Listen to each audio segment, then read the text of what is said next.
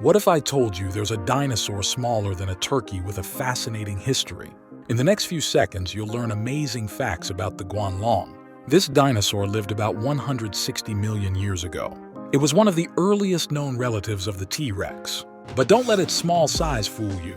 Guanlong had impressive feathers. These feathers likely helped in display or temperature regulation. It was only around 3 meters long and weighed about 30 kilograms. Despite its size, Guanlong was a fierce predator.